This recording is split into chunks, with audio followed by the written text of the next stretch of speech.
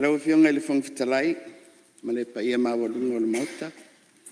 O le ua mai o na sufi le au o whaasuanga o manu, ma mamoli la palapa o malo.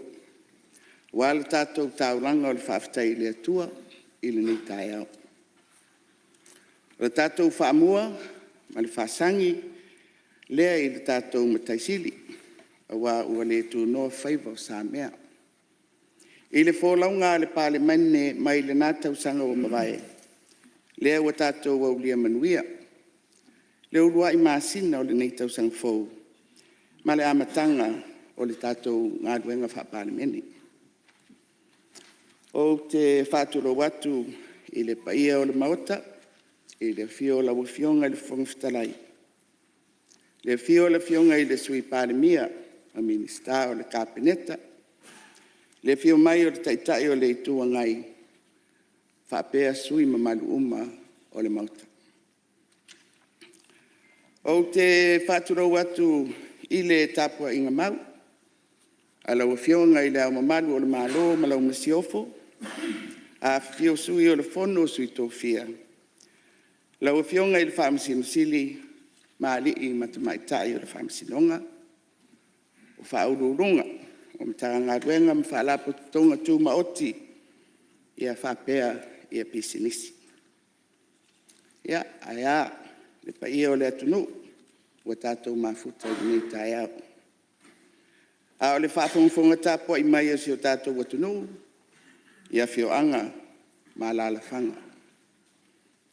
Ia pa ia lava ia wa tama ma ainga, o ainga ma lātou tama, le mamalu i atu mua mapule i tu au mala taua ainga le tai ma le vao funti. O te whapai atu fo i le tāpua inga re whainga malo tutuila ma manua. I le fio la wafionga i le kovana sili ma le paia mawalunga o le tāwhatolu o le whainga malo tutuila ma manua. O le paia lava lea wa le whalenga fulu ma le nofua ma pu sua ma le vai whanua. Fō mai tūlangi i tū amala taua sa ole ma le lau niu sa lua. Pa ia o le motu sa, a wale a fio fatui ma le alala tai to o le whale ura. O pa ia nā o Samoa, mai le whaasauanga o ao ma atu folasa. E a fua mai saua, se ia o atu i fili ma puletu. Ai taula lava i le atua. A wale su o taitai o e kālesia. Ai mai se le nofo a whawhea ngainga. I so se tō vine i le atunu. O te whatalofa atu. E o le nei, ua tuu i le tai le sāfo lau, o le palemene o Samoa. E fotu wa i ngā ruenga o le amatanga o le nei tausanga. O na nafa, na matafa i oi, e filitanga ngai le tō whā maleuta. E sa ili mafua, ma wha utu le salefu si ngano, a wā Samoa malana tapua inga. Sa tātou sa ili, i le atua. I le vai aso o tatalo ma anapongi, e pe ona tamua ai le toe amataina o ngā ruenga ale malo i nei tausanga. O le tātou papa ma le olo maua lunga lea, tātou te malu ai. I aso fi tā o le samalinga, ma taimi o le taili o le laulo wā. Ai maise, le whaatonu folau o le anganga pa ia i lo tātou whaiva i le nei tausanga ua amatalia. Leo fionga i le whongwhitarai. O le vaunga ngana o fōlaunga i le whasa, i le vasa. A whai e whisanga le to e lau, ma se e le laulai. O na foe leo pese, ma lepa i le foe a e mapu li to. Ai a whai e ngase le to e lau, o na sapa itali lea i liu. Awa e to e tongo malama i le asu fau. o fionga le whangwhitalai o te manatu. O le nā whoi wa e saunua mai. Wa le to e pō malae i le paia o le nei maota. A wa taia i le vaai. Wa maua i le whalongo le to atu ngā. Ua iei nei le vaenga whaupwhai. A le whatuatua i le atua Samoa ua tasi. Lea o lo tua i le malo o nei. Mau manatu. E au o na whai atu se tala. Ma wholasia i lumo le nei mauta. So u tāwhi. A o whaafonga tāpua i mai si o tātou atunu. Ua tele, whaalinga, whaasaralaunga, matala whiaweai. I le nei to atunga ai au, ona, whaamawina i le mauta whono le nei, le mea ua tupu, maa awhianga whaupu whai, ai maise pūlenga whaalumalo. E tā liwa poi, mai tau tutoa au mai so ulangona whataita, ole malo, i le whawhitau li ua tūlai mai. O le afuanga o le nei to atunga.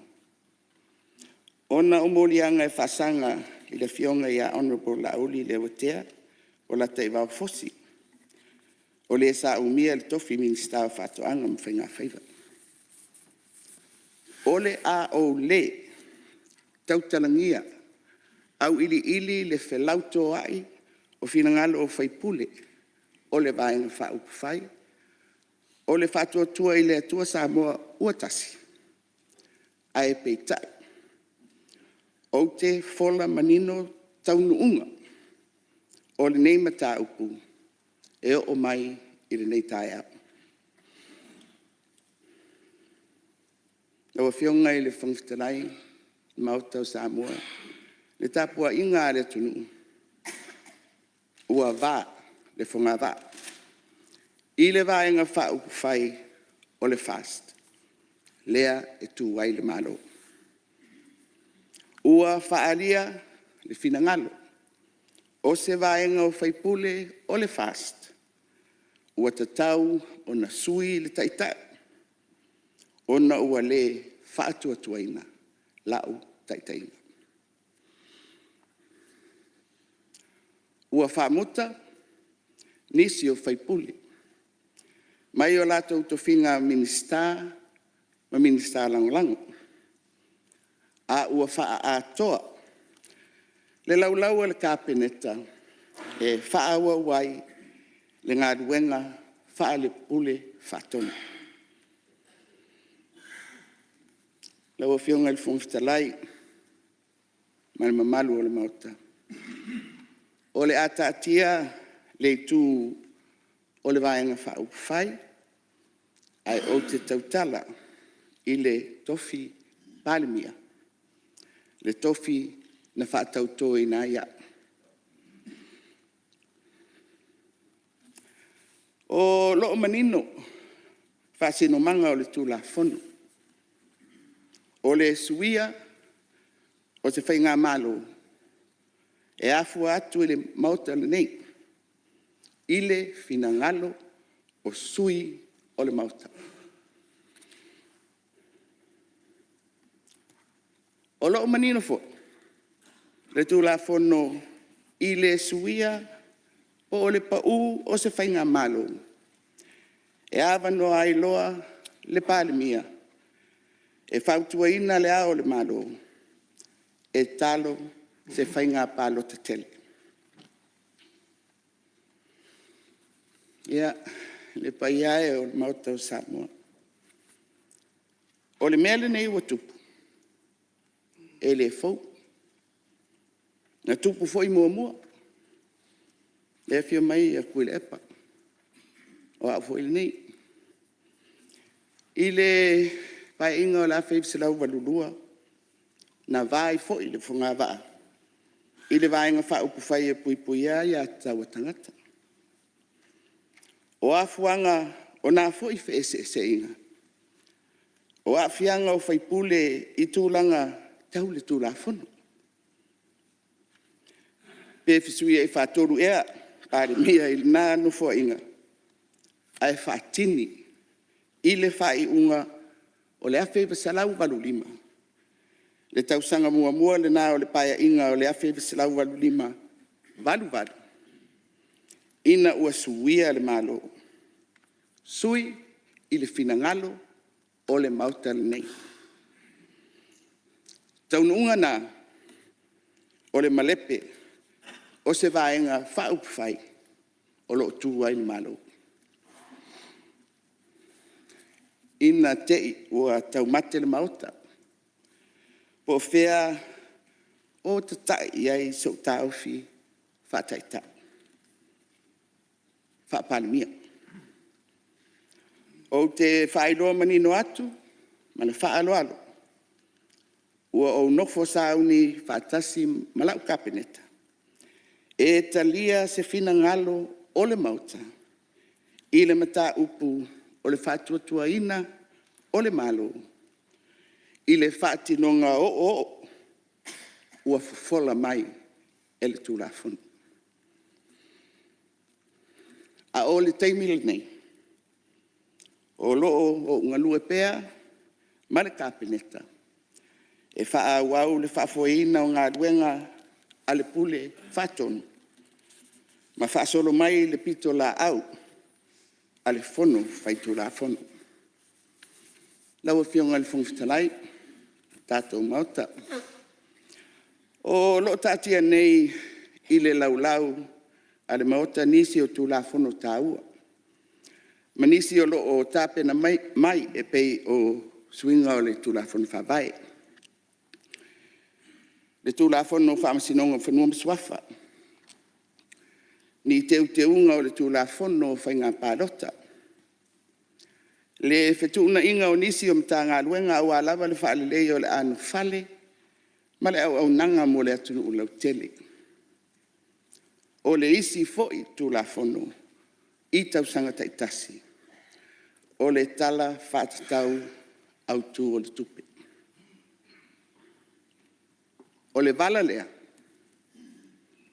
I ngā luenga whaasoro mai, I le palemene, e le pule whaatonu. E awa no ai fo I le malo. E whapea atu I le mauta le nei. O se mata upu le nei o le whaatua tuaina.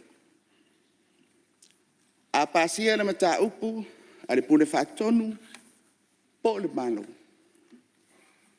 Whaawau le malo. Ai peita. A pa u le mau le malo. O le pa u fo I le nā. O le whainga malo. Maawa noa I loa le pālemia. E whautua ina le au le malo mo se polo inga. E whata ape le pālemene. A e alo le atunu. Mo se whainga palo te tele.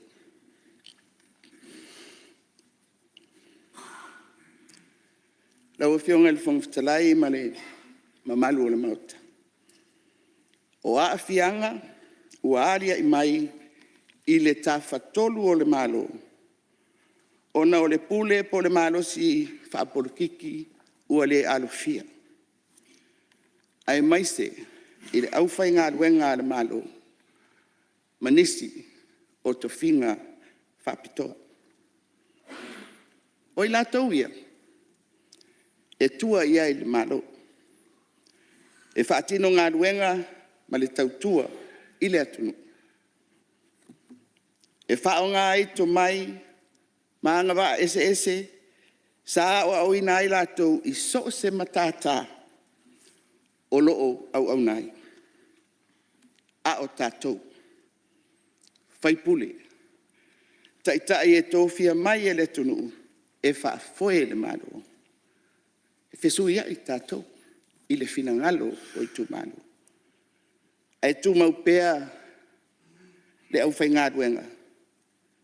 E whaawau le tautua I a Samoa. Ia I le vasenga o whaurulunga ma le loa le au whainga ruenga le malo. ia whaawau pēr le ngā ruenga, awa le tautua ina o si o tātou atunu. Tūlai, ma tau ave o tau tiute, ma tā whaioi, ma pū lenga fo i whaatu la whanu. Ai ta oto mai pēr, ma tā upu ua langa langa nei, i whaipule ole mauta, ia o si a mātou ma tā whaioi le nā. Ia le pai ai o le tunu, ma lau tāpua inga. O le asa o tau whaafonga i le ngase o mālo wa numi ai le amatanga o ngā ruenga i le nei tausanga fau. Mātou te momoli atu mālu i puenga. O anga ia o le tātou soifuanga. O aso ua toa lelei, o aso foi, ua soa. Peitai, o itu aso e matangia ai la tātou fōlaunga. Tātou te manatua ai pēr le whapongai o le tātou whawai. O lea tua lea. Ai lau tua Samoa, i lau tō whasa ili malo.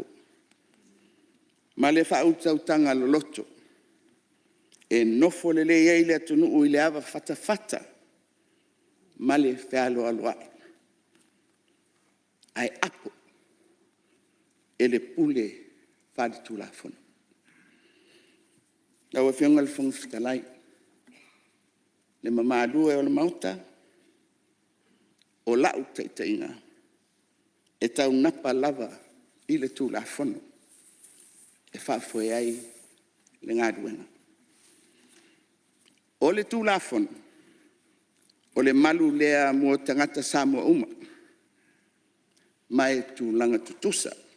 Uma tangata. I luma o le tūla whanu. Le pai ai o le pāre mene o le tataro. Ia tuli luma so tātou ai. E ui ina ese vaenga whaupu whai. O ua vaea fo ima wha ese le loto i whale o vaenga whaupu whai. Ai o le tātou whatu ainga tausi. O le whono au ni whaitu la whono. E ui foi ua lanu. Whainga upu whai. I le feita ngai. Ma le whetua nai. A lea lava i a tātou. Le whafo. O nei lui tau. O le ale whafo.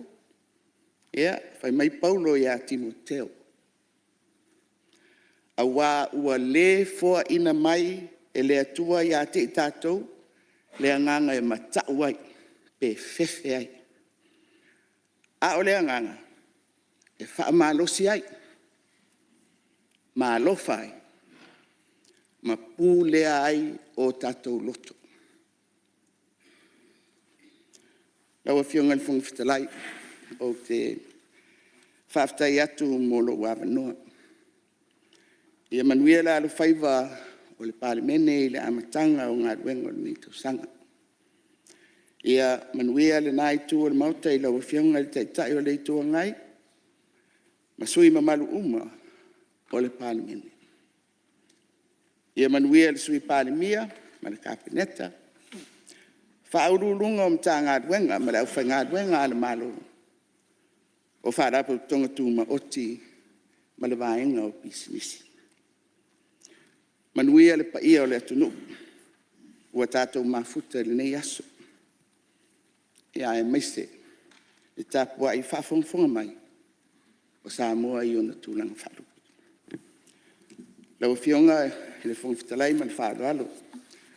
O te whaatati alo ia le nei tautalanga whaaminista. I lunga le laulau whono a le palemene. Mo ana whaamaumaunga. Ma lo whaaloalo.